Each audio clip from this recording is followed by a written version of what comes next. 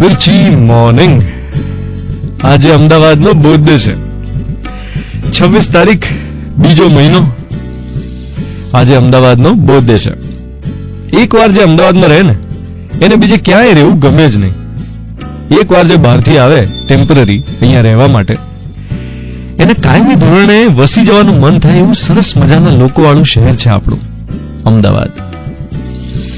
મેં એવા અનેક લોકો જોયા છે જે બહારના રાજ્યોમાંથી આવ્યા હોય અને પછી રિટાયર થયા પછી પોતે ક્યાં રહેશે એવું વિચારતા હોય તો સૌથી પહેલો વિચાર એમને અમદાવાદમાં રહેવાનો આવે. અને ખરેખર પોતાની નિવૃત્ત જિંદગીને, રિટાયર્ડ લાઈફને અમદાવાદમાં સ્પેન્ડ કરવાનું ડિસાઈડ કરે એવા કેટલા બધા લોકો છે. અને એનું મૂળ કારણ છે ક્વોલિટી ઓફ લાઈફ. અહીંયા બધું મળી રહે છે સરળતાથી.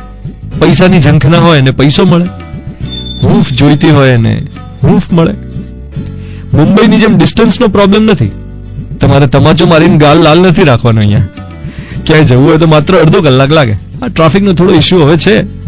ઘણી વાર તો સમજાતું નથી કે સિગ્નલને કારણે ટ્રાફિક છે કે ટ્રાફિકને કારણે સિગ્નલ છે. અને આપણે તો પાછા ઉત્સવ પ્રિય. નવરાત્રીમાં મોડી રાત્રે ધમધમતા ખાણીપીણી બજારો હોય કે પછી ઉત્તરાયણમાં આખો દિવસ ધાબે ને ધાબે ધમાલ કરતું શહેર હોય. હમણાં હોળી જોજો, એવી મજાથી મનાવીશું. રથયાત્રા હોય કે તાજિયા હોય, પરંપરા આપણે જાળવી રાખી છે. અમદાવાદની વીતેલી કાલના વારસામાં જ છે આવતીકાલનો પાયો. અને વાટકી વ્યવહાર, આહા, આપણા જેવો વાટકી વ્યવહાર તો દુનિયામાં ક્યાંય નથી. કોઈ બહારગામથી આવે તો એને ઘરે લોકો પૂછવા તો જાય જ કે ભાઈ ક્યાંના છો, કેમ છો, કઈ જરૂર હોય તો કહેજો.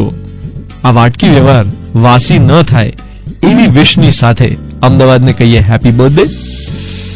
ચાલો આપીએ અમદાવાદને બર્થડે ગિફ્ટ. ચાલો આપીએ અમદાવાદને બર્થડે ગિફ્ટ. પિચકારીથી ભરેલી ના હોય એક પણ lift. You are listening to Mirchi.